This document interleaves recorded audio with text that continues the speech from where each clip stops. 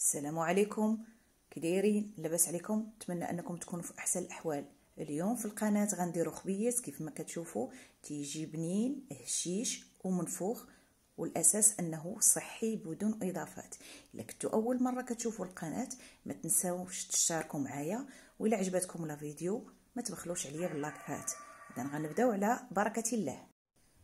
المقادير كالتالي: كاس ديال الماء دافي، كاس ديال الحليب دافي بجوجهم حراره معتدله، معلقه ونص ديال الخميره على حسب الفصول، كل ما ارتفعت الحراره كل ما نقصنا من الخميره، معلقه ديال السنيده، راس معلقه ديال الملحه، وهنا معلقه كبيره ديال الزبده. الفورص رابعه، الحرش نص كيلو. دائما الفورص هو النص ديال الحرش بالنسبه للخبز باش يجينا خبز مزيان.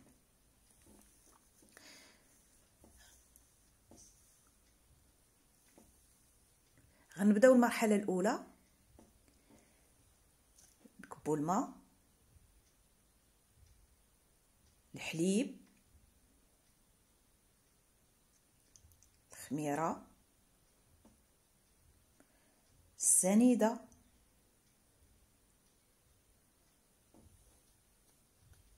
حركوهم مزيان،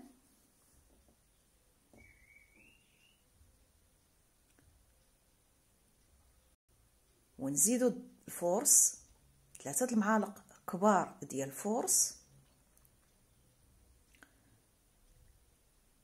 3 المعالق كبار ديال الحرش، نحركوهم مزيان تتجانس العناصر.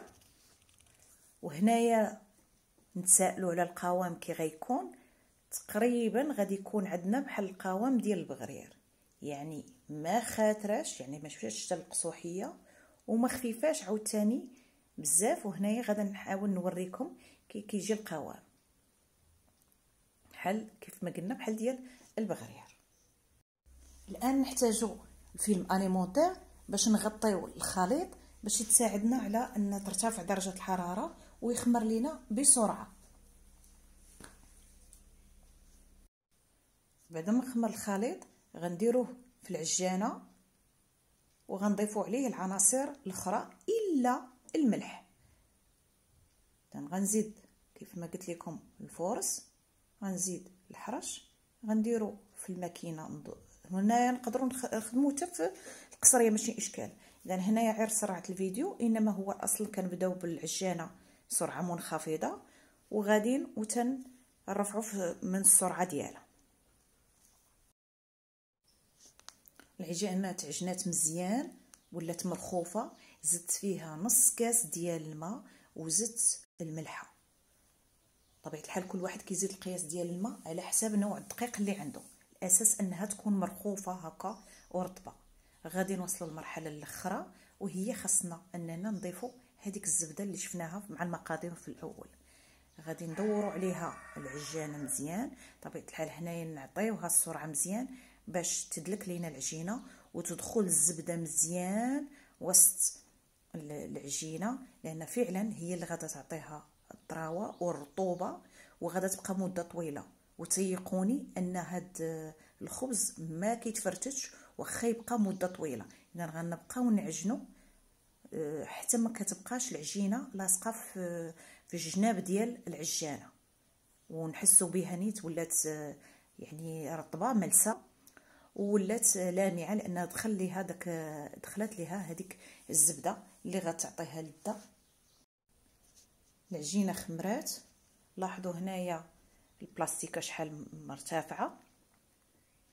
غندوزو للمرحله ديال تزيين دوك الخبيزات. غادي نستعملوا مجموعه من الزرارع على حسب اللي عندنا في الدار.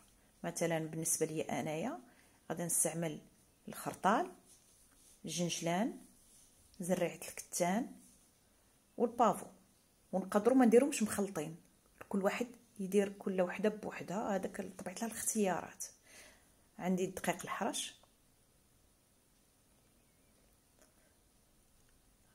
غادي نخوي العجانه، نحيد هذيك العجينه، نحيد منها هذوك الهواء اللي فيها، ونقطعها بالشكل اللي تنبغيو حنايا. انا كنفضل اننا نديرو خبيزات صغار. علاش؟ لان دوك الخبيزات الصغار ما تيضيعوش، كل واحد كياكل الخبيزه ديالو وما كتضيعش لينا الخبز. اذا انا قطعتهم تقريبا. هذيك المقادير خرجوا لي 12 خبيزه. اذا غادي نلولبوهم. وهنايا كاين واحد الطريقه باش يلصقوا مزيان، اننا كنرشوا عليهم الماء. انا كنت كندير رش الماء اولا كندير الشتاء، ولكن هذه الطريقه شفتها في الانترنت وصدقات حسن. اننا كنشدوا العجينه ونلولبوها، نغطسوها وسط الماء ونديروها في الزرارع، وبطبيعه الحال هذاك كيلصق لينا مزيان هذوك الزريرعات. والماء مفيد جدا للخبز اثناء الطياب. علاش؟ لانه ملي تدخل الفران كيتبخر، وهذيك لوميديتي او هذيك الرطوبه كتدخل وسط الخبز وكتخليه طري، والفوقي ديال الخبز كيكون مقرمل.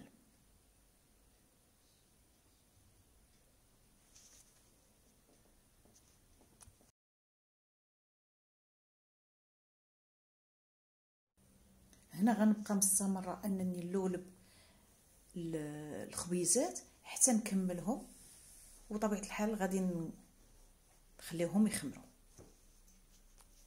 هنا غير بغيت نقول لكم ان الخبيزات غادي نضغطوا عليهم واحد الضغطه باش ما يجيوش عاوتاني غلاظ بزاف.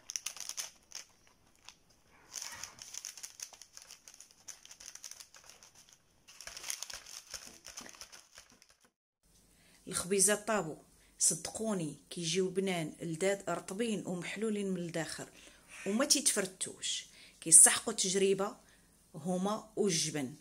هاد الرسومات اللي دايرهم حدا الخبز هادو هما اللي غادي يكونوا في الفيديو الجاي، اي اننا غادي نبداو ان شاء الله الرسم على الثوب من البدايه الى الاحترافيه.